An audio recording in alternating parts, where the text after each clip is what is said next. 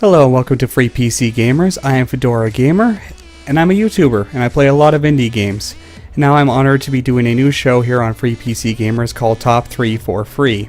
There is a lot of amazing free indie games out there, and I'm here to show you the best of the best, my top 3 picks. So let's get right into it, shall we? Number 3. My number 3 pick this time around is a Fistful of Gun by Farmer Gnome, which happens to be one of my top 3 favorite indie developers, I think.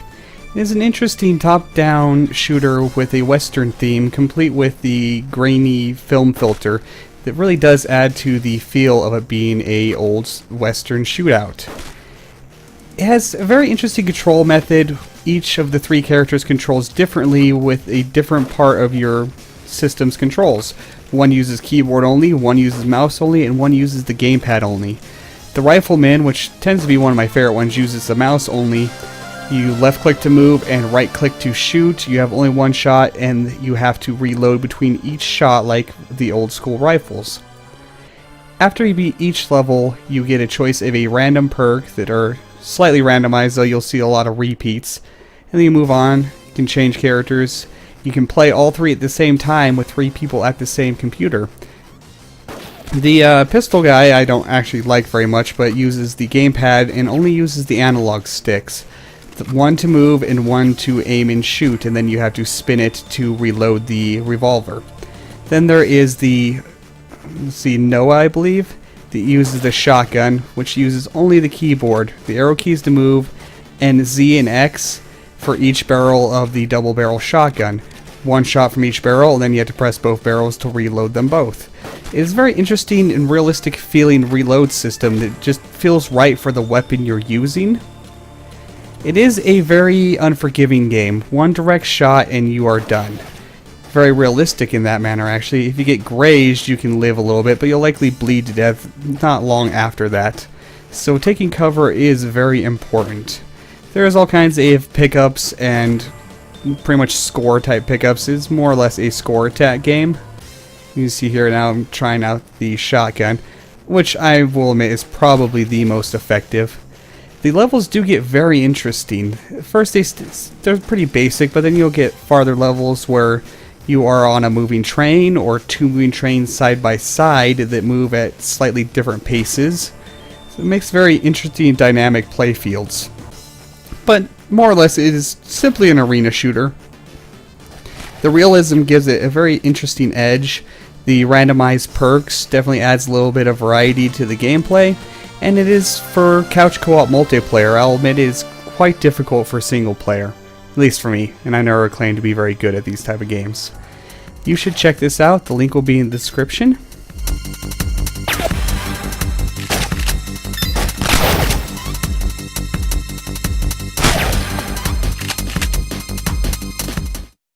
Number 2. My number 2 pick is a student project game called Bullet Ride. Set in an Art Deco world, you play a little fat guy that rides a bullet. I'm not even joking. The bullet is fired from what is assumably a police officer's gun towards a perpetrator that is holding a hostage, but misses, and it is your job to steer the bullet around through a very scenic route of vents, ricocheting off metal, avoiding obstacles, and trying not to lose too much speed, going through windows to come back around and hit the perpetrator in the side of the head. It's very interesting. I really like the art style. I'm a big fan of Art Deco art style I've recently discovered. If you lose too much speed or hit a non-ricochetable object, it is splat and you have to go back to the last checkpoint. This game is admittedly extremely short, only 1 level, and you will beat it within a few minutes, but it is very much worth the download. It's a blast, pun completely intended, and it's an experience you should try even if it is short. As with all the games on this list, the link will be in the description.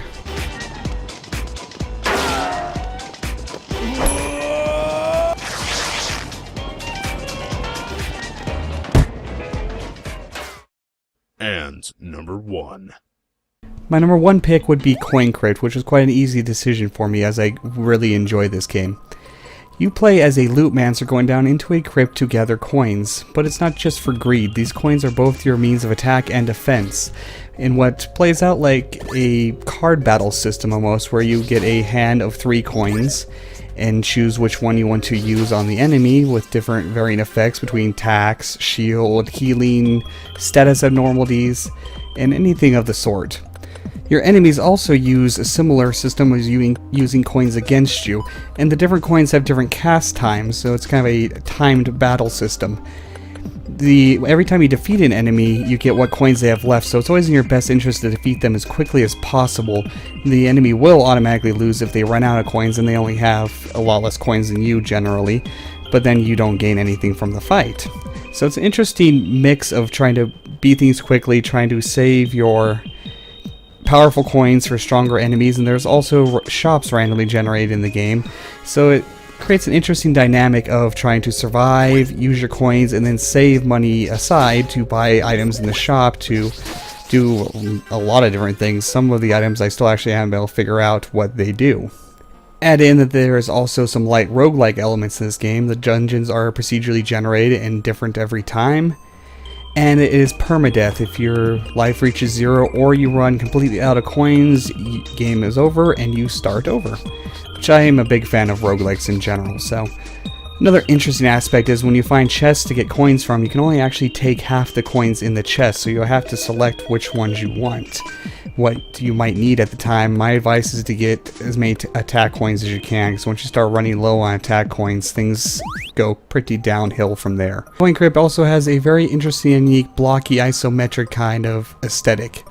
This game I cannot recommend enough. I very much enjoy this game. It is currently in alpha, it's very much in development, and the developer is very much asking for feedback. So if you have some cool ideas for new coins or whatnot, hit the developer up. You can find the information for that in the link in the description.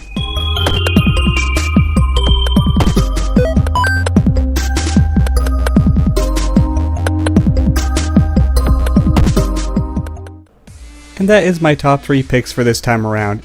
I've been FedoraGamer. If you liked this video, please like, comment, and subscribe, and I'll see you next time.